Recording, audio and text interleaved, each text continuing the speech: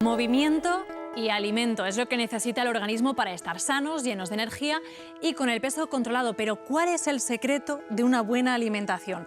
Pues algo que parece bien simple: saber nutrirte, comer lo que necesita tu cuerpo y nada más, como nos van a contar Héctor Castiñeira y el experto en nutrición Marcos Bodoque, que ha escrito el libro Elige Nutrirte, para enseñarnos a comer conscientemente y sin ninguna dieta, por muy buena que parezca. Marcos. Exacto. El problema de las dietas es que las consideramos como algo para realizar durante un periodo de tiempo y eso nos impide generar un hábito a largo plazo. Al mismo tiempo, la mayor parte de estas dietas restringen ciertos alimentos, ¿no? Y muchas veces suponen un error o un problema a largo plazo. Y a mí me gusta hablar de alimentación consciente, que es el entender qué necesita nuestro cuerpo realmente para funcionar bien y para poder rendir bien en el día a día.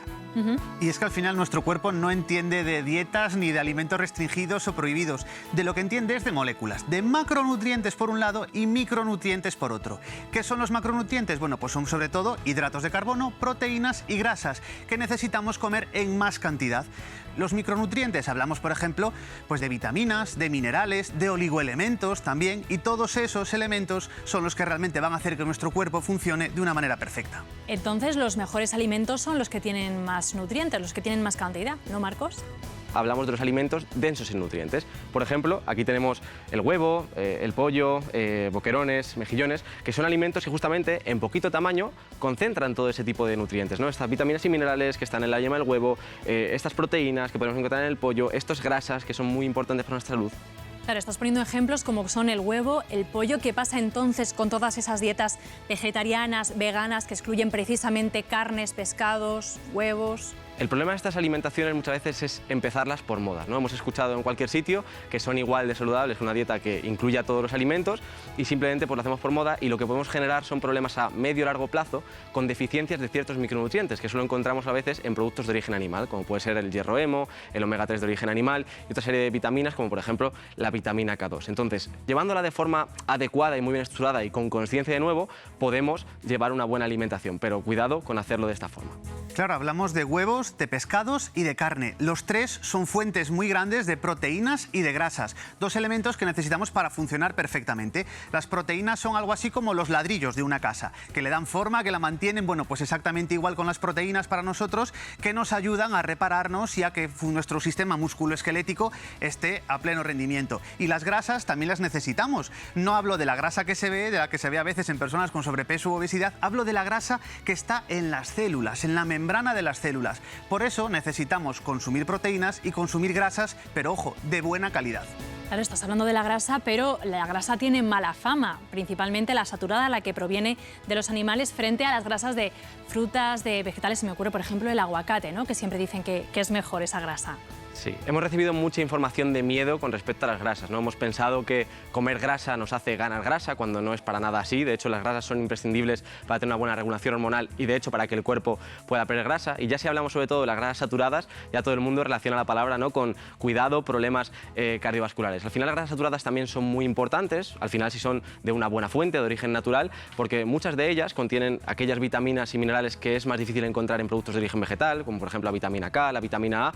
Los alimentos más densos en nutrientes deben ser la base, y frutas y verduras son un perfecto complemento en la alimentación para aportar un extra de vitaminas y minerales, a lo mejor más difíciles de encontrar estos alimentos, como la vitamina C, y también pues para tener, por ejemplo, ese aporte de fibra que es interesante para tener una microbiota equilibrada y bien regulada.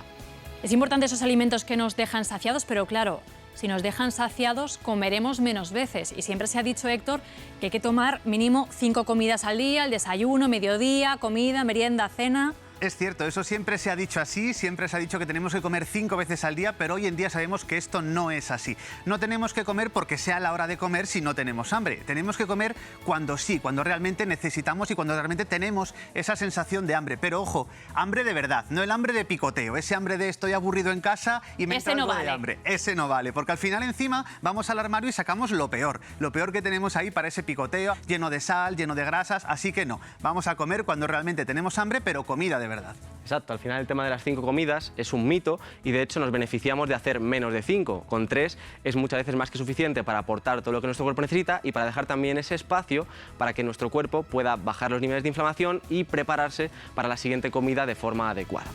¿Y comiendo menos veces no se haría más lento el metabolismo? No, el metabolismo se lentece cuando uno come poco. Es Vale. decir, no el número total de comida, sino si en el total del día come poco. Lo importante es no el número de veces, sino la cantidad que comemos.